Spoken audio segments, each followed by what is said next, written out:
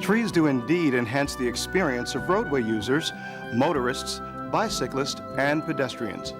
They improve the appearance of our neighborhoods and screen industrial and commercial buildings from view. They contribute a sense of permanence to a neighborhood, and their aesthetic appeal can increase the monetary value of real estate.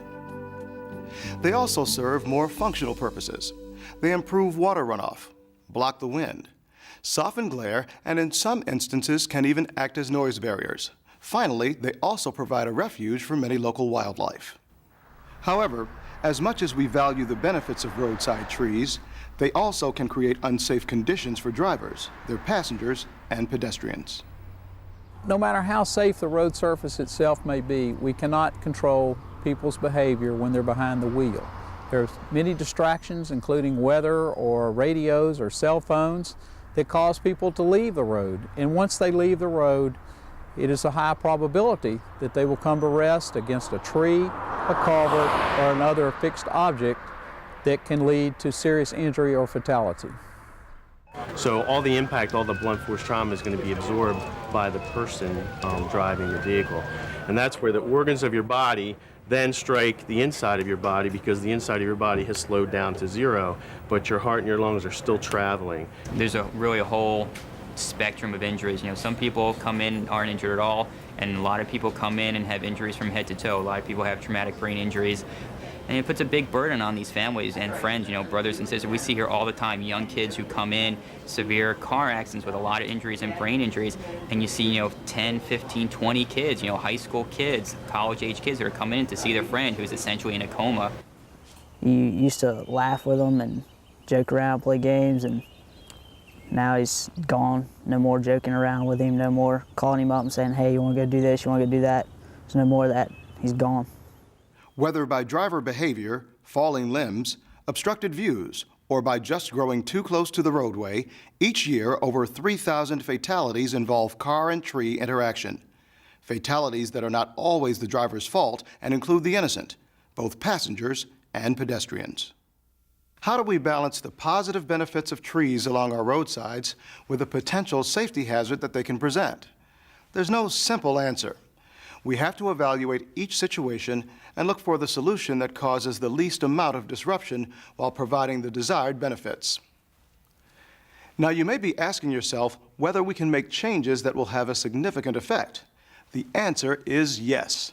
In fact, I'm standing in front of a location where the appropriate balance of good engineering judgment and landscape design has ended a long history of deadly accidents. What we used to have here was a 2-lane roadway, 10-foot wide travel lanes, no shoulder, ditch section, tree line. It was a problem with run off the road crashes. What we did back here was actually design a proper curve, horizontal curve into this roadway, widen the roadway to 3 lanes, and actually move the edge of pavement away from this tree line to give a run-out buffer that would help preserve the trees. So we are working very hard to minimize the risk of a vehicle leaving the roadway by doing things like improving the shoulders, setting back ditches, removing fixed objects, hazards that a driver might encounter if they left the roadway. And in some cases that does involve either removing trees from the right-of-way or protecting trees, as well as putting up devices that would protect the motorist.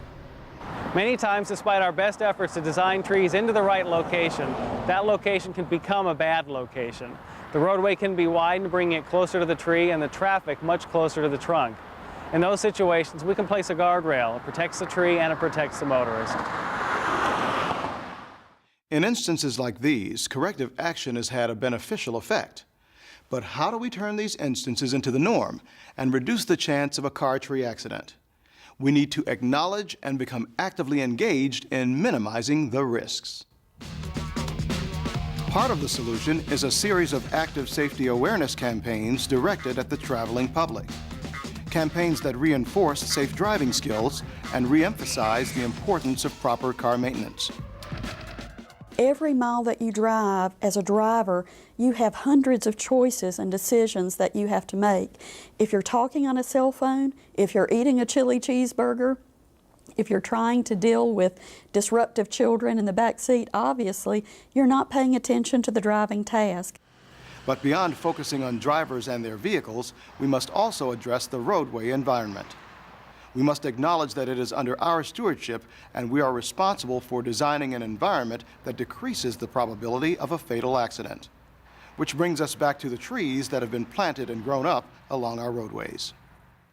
Now you're probably asking yourself, why are we placing this heavy emphasis on trees? The answer is simple. Because trees, unlike other roadside hazards, are a living and growing element of the environment. And some grow to a size that turns them into a uniquely dangerous roadside element. It doesn't take a tree too long to reach a size where it's really an immovable object. When a car veers off the road and hits a tree, say in the 4 to 6 inch diameter class, you can be sure that tree's probably not going to move. Mature trees can also block the driver's vision. Young saplings that cause no visual interference when planted have the potential to grow into established trees whose large trunks or overhanging limbs can easily hide a car, a sign, or even a child running toward the street. It is also true that a sapling planted in the median strip does not take that many years to grow into a mature, immovable object. Finally, the trees in an urban forest follow a normal life cycle just like humans. They age, and if not properly cared for during their life cycle, they will weaken and become diseased. We're just beginning to understand the rhythms and requirements of properly managing our urban forests. Well, in general, the areas along roadways and highways have a confined growing space.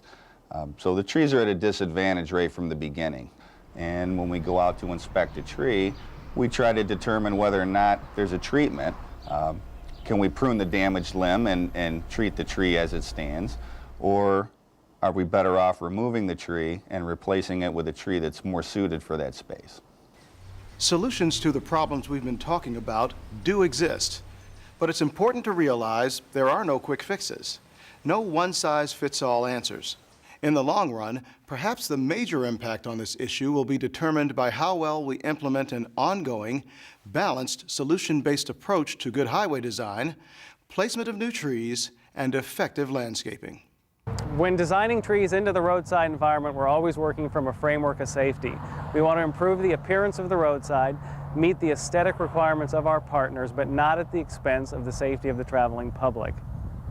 This is a 35-mile-an-hour facility. We have chosen to put the trees back behind the sidewalk for many reasons here. The first is that these trees will be quite large when they're mature, and this will keep them out of the clear zone. The second reason is that by giving them so much space, they will be healthier in the long run because their roots will have plenty of space to grow. We did plant some trees right next to the roadway, but in this case we chose species that would remain small when they were fully grown. You want to put the right tree in the right place. If you have a confined green space, you may want to plant smaller species of tree or even shrub species. Our goal is to beautify and enhance the roadside while taking into account the safety of the motoring public. I think when it comes to not just trees, but certainly the settings of urban or more suburban highway improvements, we use an approach called context-sensitive design, which really is a philosophy that looks at all of the different things that may impact upon a proposed improvement. And certainly the emphasis is to try and preserve what's there that's significant, and that could be a tree in someone's front yard. It could mean making some design changes to help protect that tree or improve the chances of its survival. As we have shown throughout this video, roadway design is a complex issue, and each solution must be a unique balance of transportation needs and community desires. Partnering is key to what we do today. We've learned over the years that we really didn't have all the answers when we planned and designed highways. There are a lot of other interests out there, a lot of other concerns that we really needed to be aware of that we weren't. So we partner with individuals, community groups, motorists, a whole range of stakeholders, and the result really is that we end up with much better products than we had in the past. Without this approach of discussing it with local property owners and local politicians, it would be very easy for a program to be cut short due to public concerns and political pressure. When you can bring all of these diverse partners together, you can find much more effective solutions, share resources, and come up with out-of-the-box ideas that can bring a true solution to the particular safety problem that you're addressing. The best way to find the appropriate solution is for all stakeholders involved, whether interested citizens, community leaders, or highway professionals, to work together. On each project, we must all learn to discuss design issues with an open mind and a willingness to hear and honestly evaluate other points of view. Look beyond our comfortable stock answers to find solutions that will better serve the current project.